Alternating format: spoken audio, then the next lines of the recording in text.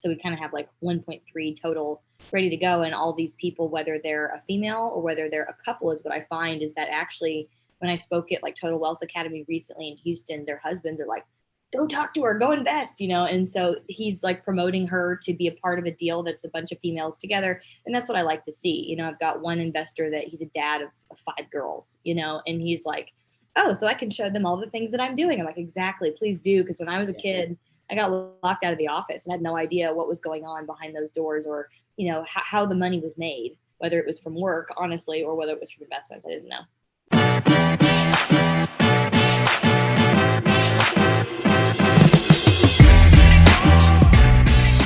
So let me welcome the apartment queen to the show today. And Kaylee's actually not just a guest, but she's going to be a co-host for our webinar today, which I'm very, very honored to have her, the queen of apartment investing. Kaylee, welcome. Howdy, can you hear me or see me? I can hear you. I can see you beautifully. How are you? There we go. Good. I slept on the plane this morning and I didn't have any crying babies, so I'm good. Hey, so where are you in San Diego still? Yeah. I know I have a background on here, but I just flew in this morning. Okay. So let's talk about what you're doing in my hometown. Yeah, so I'm at National Multi-Housing Council, and I just saw Grant Cardone this morning. Grant's here? Yeah. Oh, I gotta go. I gotta come find Grant. And then I've got a girlfriend here that works with, I don't even want to say who she works with because I'm a stealer, but she works with a really big residential multifamily company. They buy A-class apartments. And anyway, so we're going to go to the women's event, I think at 2:00. Anyway, and she's a total rock star. So I'm excited to meet more people and to see those I know. So since you're there, like, let's talk. I mean, that's why I was hoping you joined a little early too, so we could chat about this. What is this conference, and why are you going? Why, for those who maybe don't know what it is or never gone before, explain what this conference is and why folks show up at this. I mean, this is one of the largest multifamily conferences in the country, right? Yeah, to tell you the truth, this is my time. I've never been, so I couldn't give you like a synopsis of what the experience is like. And we'll see what I can even, I hate to say it, get away with because anyway, I'll have to report back later how it goes. Yeah. But I just kind of showed up. So pretty much what my understanding is that the biggest players in multifamily real estate, so large REITs, companies, you name it, they're all here. Their staff is here. And so it's not just kind of no one is in the learning phase anymore as far as like from the very beginning steps. I mean, we're all still learning every day, but it's kind of my opportunity, if you ask me, to, because I'm just kind of getting started, to meet those really big dogs and big players, be able to learn from their historical experience, be able to learn from them. And really the biggest lesson I keep getting smacked with over COVID, and it keeps reiterating itself over time, is that, I know you could go out there and you could go look for, like, in single family, foreclosures, divorce record, like whatever. You could do all that stuff to try to figure out, like, why would someone sell an asset? It's not effective. I hate to say it. It's just a waste of your freaking time. If you'll just focus on the who, not the how, instead of trying to go do things and, feel like you're being efficient, you're not. Just go find the people who already are doing whatever it is that you're trying to do and figure out a way to add value to them. So, yeah, so there's a lot of people that are here, and there's a variety of different backgrounds and places where people are from. And So, Kayla, let me ask you this. So you're there, you show up. Like, how do you put yourself? You say you saw Grant Cardone, for example. Like, how, for those who are going to a conference like this, and maybe they're saying, man, I really want to connect with high time players. Like, how do you put yourself in a position of value to go and speak to them? And how do you plan to really kind of make the most of your time at this conference? I think that's something to learn from you about. I mean, I'm going to have to report afterwards and see what I do. I'm pretty good on the fly, like kind of making up, like, okay, this person's standing this way, I'm going to do this. But, I don't really have like a plan, because then what happens is for me, I get analysis paralysis, and then I might just not do something. Yeah. So, for example, I met Elena and Grant already in Las Vegas. I went to Elena's, I forgot what the name of it was, but it was a conference specifically for women. And I think it was like Empire Builders or something, but she had it in Las Vegas, like I mentioned a couple of years ago. And so he was there, she was there, I got to meet her. And I actually wrote her a letter to their kids. They never got back to me. And so I'm just going to probably just go bring that up. Hey, remember that letter that I gave Elena? No, I don't, and then you just start talking. I mean, something that was a common touch, or trying to remember something that I did I'm not a 10xer, but just something that you have in You common. are this weekend. Hey, what you need is a 10xer wingman. And so I am a 10xer officially. So I need to come. I'll text you after this. We definitely need to link up later anyways. So I'm on babysitting duty this afternoon, but we'll link up for sure. I'm sure Um, Tina and I will, oh, shoot, we'll, we'll come together with a couple of people and, yeah. Yeah, let me see if I can get us a place. We'll hang out, like grab a cocktail or something later this afternoon. I'll shoot you an email. I think we know a couple other people. George Abreu is in town. There's got to be several guys we know. Anybody that's on the webinar here for the conference or know anyone that's here at the conference, curious to know the NHMC conference here. Anyways, tried to hit up Juan and Yoshi and Jack that I did the Phoenix deal with and the Houston deal with, and they're all not here. So I'm like, dang it, guys. So you're yeah. on your own.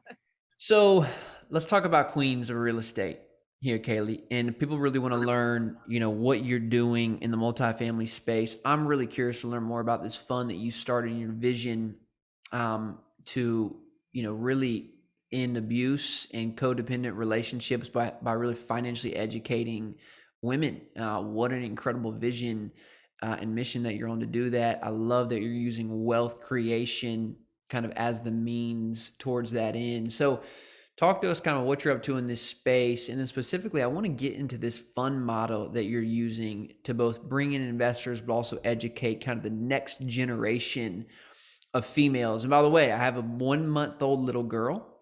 And so my email today to my audience was, hey, if you have a daughter, I really think you should be here today because we have just incredible 3 women coming that I hope that one day my daughter will look back to what you're doing. I can say, look, if Kaylee did it, you can 10x that. Like, you know what I'm saying? So talk to us a little bit kind of what you're doing specifically so we can learn from you. Yeah. So specifically, I'm doing something a little bit different, and it's probably already happening. I just am not aware of it, to tell you the truth, because, well, actually, I don't know why I wouldn't be aware of it, because to tell you the truth, if you're doing Regulation D, 506C, or a crowdfunding campaign, you can publicly advertise like freaking everywhere. So, for example, like Grant Cardone, from my understanding, I believe at this point, like fully registers and does a Reg A plus. I need to turn that off. So that costs a lot of money, takes a lot of time. But then I could also be wrong, because I believe that things change. Actually, I think I'm incorrect, because I think that with the old attorney that is no longer, and then now with the way that they're doing things, it was doing funds and funds of funds of funds, and then now I think they're going back to Reg D offerings, and it's 506C. I believe. I could be incorrect, and I'm not an attorney. And the last one of their sources and uses documents from their fund offering that I looked through. I mean, they change probably each offering, so I don't know specifically. But point is that when you're doing a 506C, which is a Regulation D offering,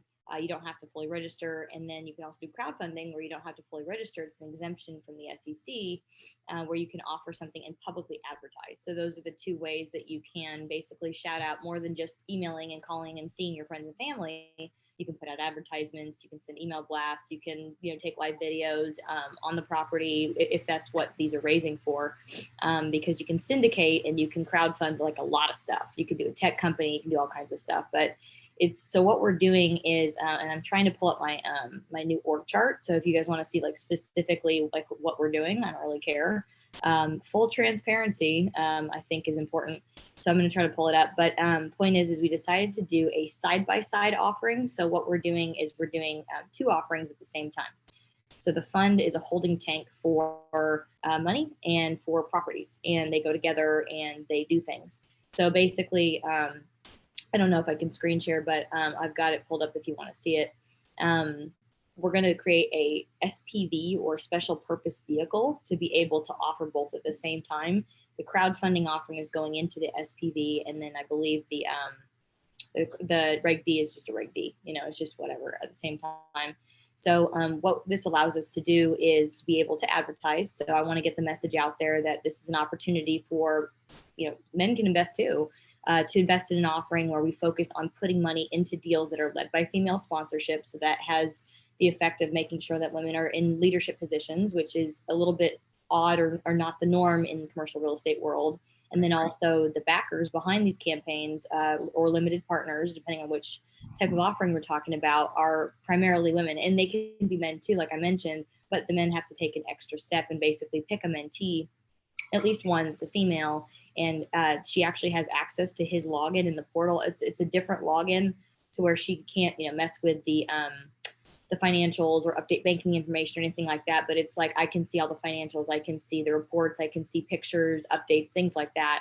And all she has to do is put a little update of how her experience learning is going once a quarter for a year, and then his preferred return actually increases.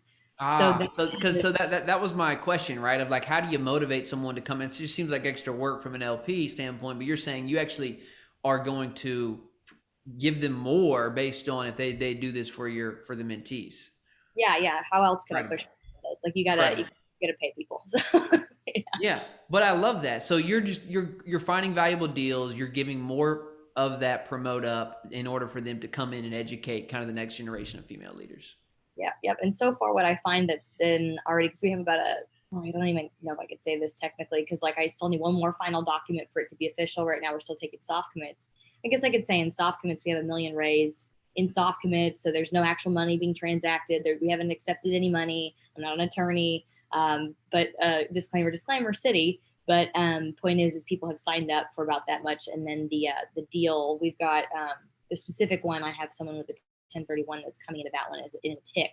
So we kind of have like 1.3 total ready to go. And all these people, whether they're a female or whether they're a couple, is what I find is that actually when I spoke at like Total Wealth Academy recently in Houston, their husbands are like, go talk to her, go invest, And so he's like promoting her to be a part of a deal that's a bunch of females together. And that's what I like to see. I've got one investor that he's a dad of 5 girls, and he's like, oh, so I can show them all the things that I'm doing. I'm like, exactly, please do. Because when I was a kid, I got locked out of the office and had no idea what was going on behind those doors, or, how the money was made, whether it was from work, honestly, or whether it was from investments. I didn't know.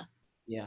Wow. I love that. That's so cool to think about. You're taking a fund and what you're passionate about, you figured out ways to actually bring in, and they folks who don't have money but want to learn and kind of set them up for the future. And I just think that is so inspiring because if you don't, and what I love about you, Kaylee, and having Sarah here, we're about to bring on is, and I think this is so key about thinking the stages we create, is, and I've learned this over the last couple of years, if you don't if you're a female or if you're an African American man or even woman, and you don't see that example on stage, there really is a disconnect of like, can I really aspire to that if I don't see me up there?